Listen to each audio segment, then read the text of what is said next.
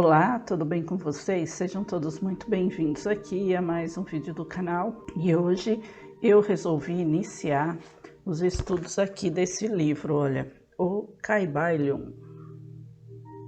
O Kybalion, Estudo da Filosofia Hermética do Antigo Egito e da Grécia, lançado em 1908, assinado pelos 3 iniciados. Bom, na verdade, hoje em dia já se diz que quem escreveu Kybalion foi um homem chamado William Walker Atkinson, um americano que viveu nos anos 1800, final dos anos 1800, e morreu em torno de 1930, mais ou menos.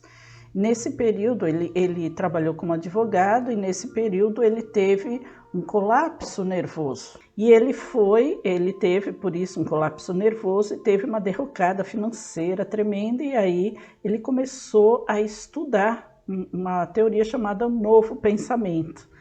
E aí foi que ele recuperou a sua saúde física e a sua saúde mental, e desde então ele começou a se dedicar a esses estudos e a escrever livros a esse respeito. Então vamos lá, eu resolvi trazer hoje a introdução. Eu não vou fazer uma leitura completa aqui da introdução, mas eu trouxe alguns detalhes que ele fala, tá? Então, assim, só para iniciar, que ele fala: temos o grande prazer em apresentar aos estudantes e investigadores da doutrina secreta esta pequena obra baseada nos preceitos herméticos do mundo antigo. Aí ele fala assim: o nosso intento não é construir um novo templo de conhecimento, mas sim colocar nas mãos do estudante uma chave mestra com que possa abrir todas as portas internas que conduzem ao templo do mistério cujas portas já entrou. Olha que interessante tudo isso, né? E aí eu vou ler a nota de rodapé, né? Que é a nota do tradutor. A palavra conhecimento corresponde exatamente à palavra grega gnosis, que os iniciados criaram para não atribuir a si o maior atributo da divindade, que é a ciência. O homem nada sabe, mas é chamado a tudo conhecer, diz Eliphas Levi.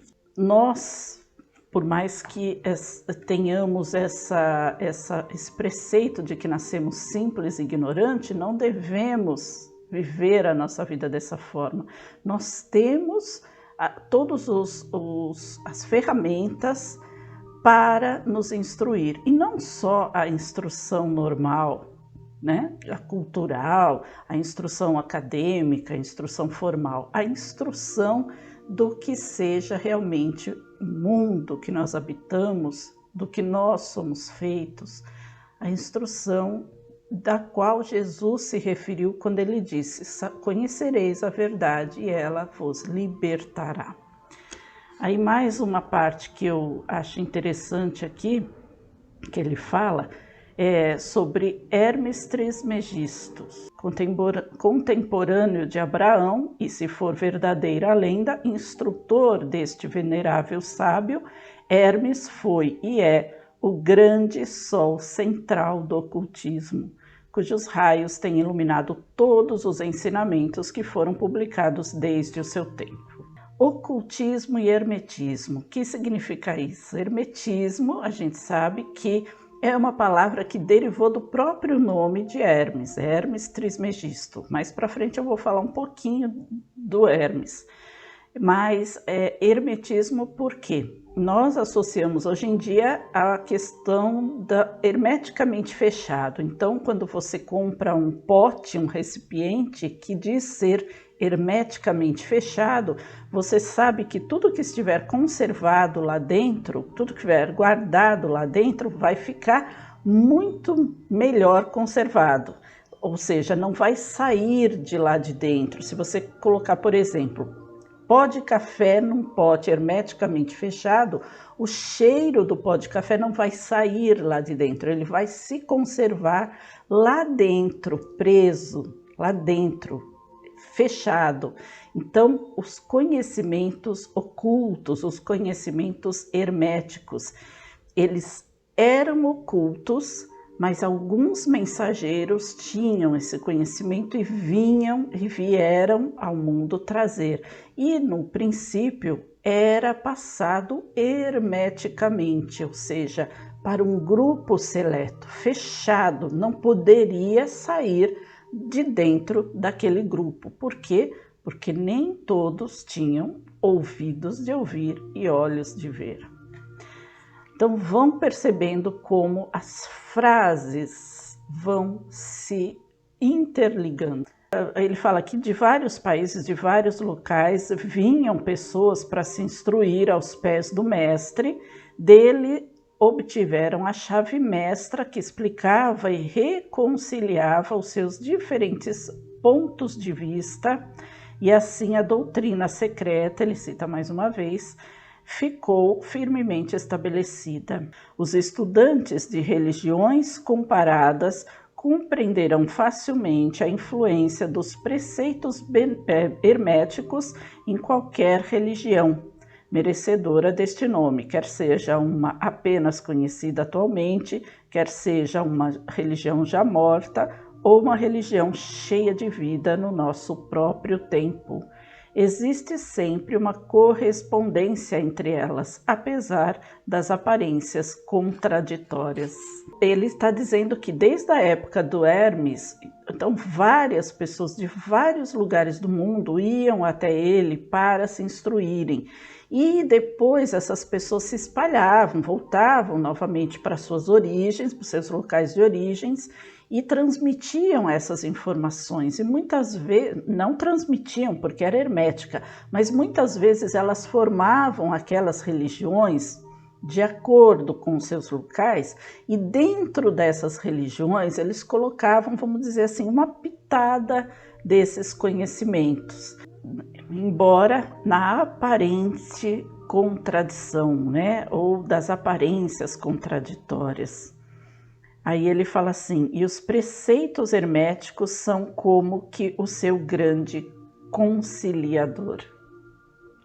A obra de Hermes parece ter sido feita com o fim de plantar a grande verdade semente, ou seja, ele veio realmente trazer a semente da verdade, plantar, e esta semente frutifica, mesmo que fosse hermeticamente fechada, cada um ali praticou os seus ensinamentos de uma forma velada e de alguma forma aquilo foi se propagando.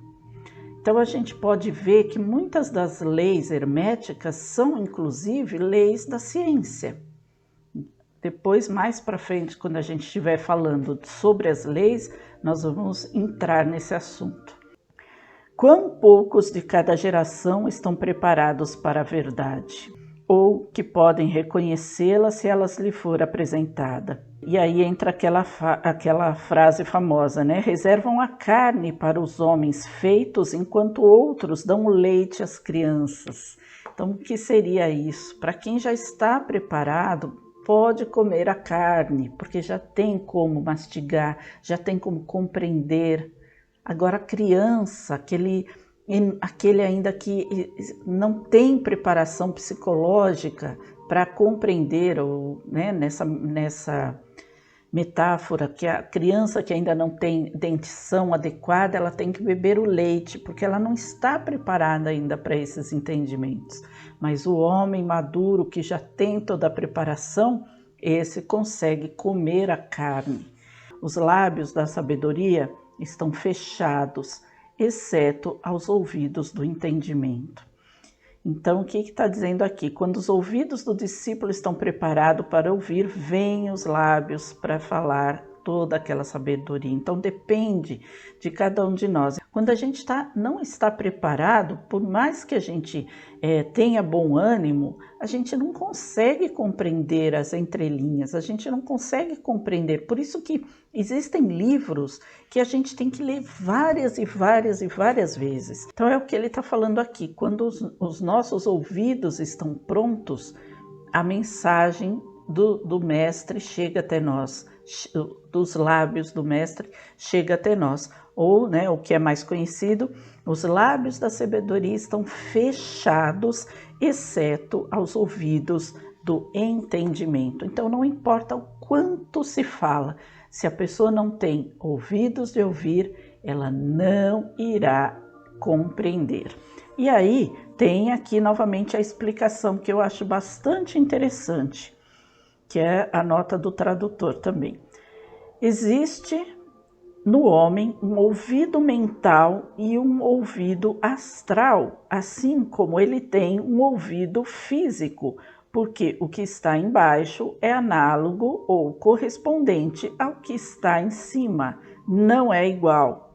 No estado de êxtase, o ouvido mental ou do entendimento se abre e ouve uma voz, a voz da harmonia infinita, que lhe revela por meio de uma música celeste os mistérios que ele deseja saber. Os ouvidos do entendimento são ouvidos que ouvem e ouvem e entendem, isto é, ouvidos conscientes da voz que ouvem em estado de abstração espiritual. Então, vamos dizer assim, quando a pessoa faz uma meditação profunda, ela consegue ouvir com esse ouvido astral, vamos dizer, que é essa música celeste, que é muitas vezes o recado que nós ouvimos. Então pode ser numa meditação profunda, pode ser até durante o sono, a viagem astral, porque é o ouvido astral e não o nosso ouvido físico. Então todo o entendimento depende de como a gente abre este ouvido para ouvir o que os lábios da sabedoria estão nos falando. Existe até uma história sobre Buda que diz que um dos seguidores chegou a ele e falou: mestre, por que o senhor não leva este conhecimento a todas as pessoas? Aí ele olhou para o seguidor e falou assim: então você faz o seguinte, você acha que eu deveria levar? Sim, claro, mestre, é maravilhoso tudo isso que o senhor fala. Ele falou: então faz o seguinte, desce lá na aldeia e vai perguntar para todas as pessoas o que elas desejam. Depois você volta aqui e me conta. Aí passado um tempo ele voltou e aí? Eu perguntei, elas desejam uma saúde melhor, outros desejam condições de vida melhores, outros desejam uma casa melhor, outros desejam várias coisas. Algum deles respondeu que gostaria de sabedoria? Não, mestre, nenhum deles. Então é por isso que eu não levo o que eu sei para eles. Por quê? Porque eles não estão preparados para ouvir. E o espírito de perseguição ainda não desapareceu da Terra. Há certos preceitos herméticos que, se fossem divulgados, atrairiam contra os divulgadores uma gritaria de desespero e de ódio por parte da multidão, que tornaria a gritar: crucificai-o, crucificai-o.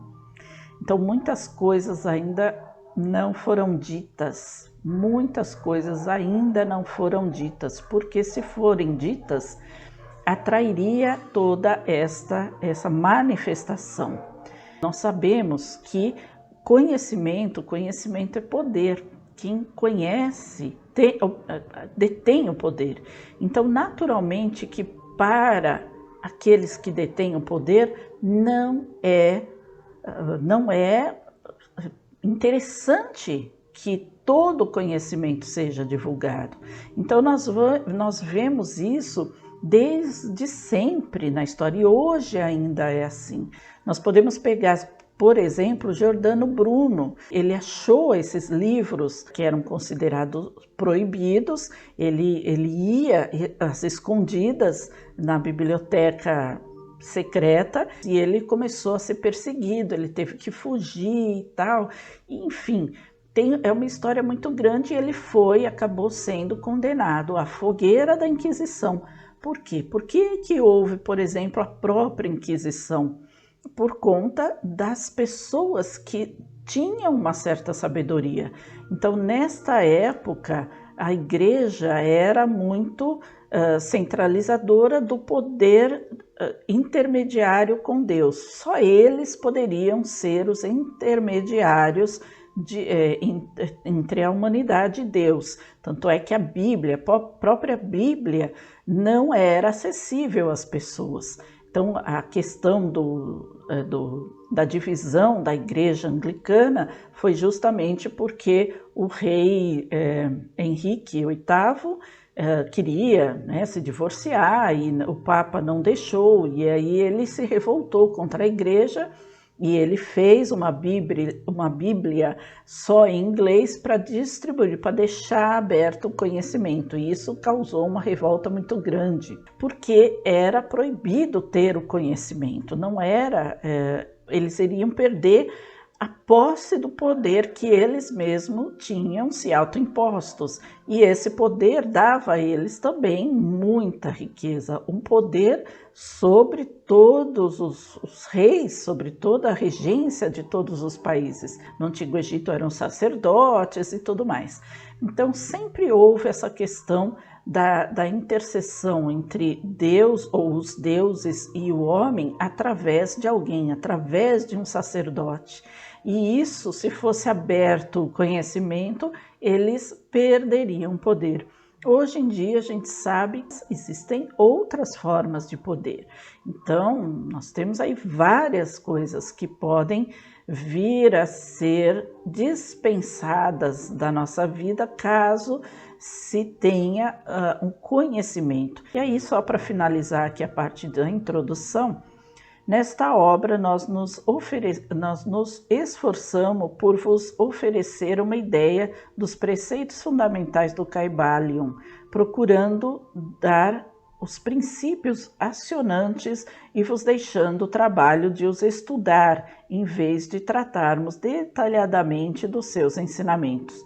Se fordes verdadeiros estudantes, podereis compreender e aplicar estes princípios. Se o não fordes, devei-vos desenvolver, porque de outra maneira os preceitos herméticos serão para vós somente palavras, palavras, palavras.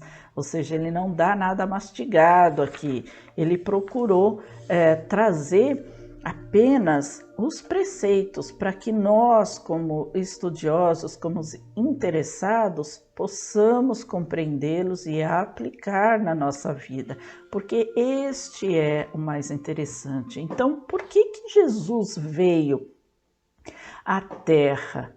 Por que ele veio à Terra? Porque ele trouxe ensinamentos, ele trouxe verdades para serem aplicados na nossa vida. Claro que a verdade de Jesus tinha muito do amor, e aqui a gente vai ver muitas coisas das leis universais, mas Jesus também trouxe muitas dessas coisas veladas entre suas palavras, entre seus ensinamentos. Por isso é: quem tem olhos de ver, veja; quem tem ouvidos de ouvir, ouça. É claro que durante os séculos, os milênios, as religiões foram pegando os ensinamentos de Jesus e interpretando apenas conforme os seus princípios. Mas não é só disso que falam os ensinamentos de Jesus.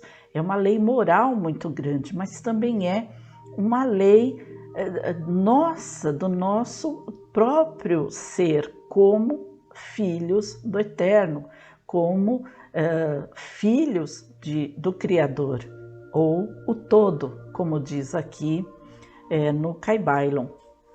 Então, colocando aqui um paralelo, eu vou falar primeiro um pouquinho sobre o próprio Hermes. Muitos acreditam que ele viveu cerca de, não é nem bem certo isso, né? Cerca de 3.000 a 6.000 anos antes de Cristo. Outros dizem que ele é uma figura mítica, que ele nunca existiu como um ser, como uma pessoa realmente. E sim, ele é uma mistura de o deus Tote, do Antigo Egito, com o Hermes, o deus grego, né? E a palavra trismegisto seria o 3 vezes grande ou 3 vezes sábio. Disse que ele estava no Egito, mas também na Grécia. Então é uma origem assim distinta, por isso que ele é tido como esses dois deuses. As obras atribuídas ao Hermes Trismegisto são conhecidas como Corpus Hermeticum, que foram escritas na Tábua de Esmeralda. Nesses textos tem textos sobre filosofia, sobre cosmologia, astrologia, magia e alquimia. A alquimia era a transmutação espiritual da pessoa. Então pegava o material bruto, aquele ser bruto, e transformava em ouro, ou seja, os metais inferiores transformados em ouro. Isso deu origem à alquimia, na verdade, né? Porque era tudo que era feito para a transformação espiritual do homem. Então, quando chegou-se na Idade Média, nessa idade da Inquisição, os estudantes, os estudiosos de tudo isso, diziam que praticavam a alquimia quando se reuniam, porque como eles diziam que iam transformar metais brutos em ouro, os poderosos, na sua ganância infinita, achavam que estava tudo bem, quanto mais riqueza, melhor. Eles iam descobrir a forma de transformar um material bruto em ouro. Então, beleza, ok. E, na verdade, era só uma analogia para transformar aquele ser bruto num ser de ouro, né? Transformar espiritualmente falando. Então, como eu disse no começo, né, a história do Hermes na verdade, algo que é bastante confusa, porque alguns atribuem ele ao deus Tote, outros atribuem ao deus Hermes, né, a Hermes na Grécia, que ele viveu no Egito, que ele viveu na Grécia, e outros falam que sequer ele tenha existido, que ele é uma figura lendária, apenas uma junção de todo esse conhecimento que teria vindo ao longo das eras, né, dos séculos, dos milênios, e juntado e atribuído a um ser específico. Então, vocês vejam, como eu falei ao longo de todo o vídeo, o paralelo que existe sobre Hermes e Jesus, né, próprio Jesus, porque Jesus também existe uma dúvida sobre a existência, não existe nenhuma prova física de que Jesus existiu no mundo. Muitos historiadores negam a existência. Nós, como cristãos, aceitamos a existência desse ser, sabemos, estudamos, aceitamos vários livros que falam a respeito de Jesus, mas historiadores mais céticos não levam isso em consideração, porque para eles não conta nenhum tipo de religião ou de crença, eles simplesmente não têm prova, então não existiu, né? Eles chamam o Jesus histórico, tudo aquilo que se fala sobre Jesus, e o Jesus histórico efetivamente não existe uma prova palpável. Se fala muito no Santo Sudário, se fala muito em fragmentos da cruz, se fala no Santo Graal, mas não existe nenhuma prova que seja totalmente aceita. Sim, existe sempre alguém que refute alguma questão, por mais que ela tenha sido estudada e colocada já à prova, sempre aparece alguém refutando. Então ainda existem pessoas, estudiosos, cientistas, que refutam a ideia da existência de Jesus. Então este é um paralelo que eu anotei aqui. Ambos existe, né, a dúvida da existência real deles. Ambos vieram trazer a verdade universal. Hermes antes de Jesus. Aí eu tenho que trazer sempre, aqui eu vou explicar depois para vocês. Então eu anotei o seguinte: no Espiritismo se diz que Jesus é o governador da Terra. que o nosso planeta está sob a sua custódia desde a formação. Desde a sua formação, ficou sob custódia de Jesus, como governante do nosso planeta, responsável pela existência do planeta como um ser e por tudo que já existiu aqui, né?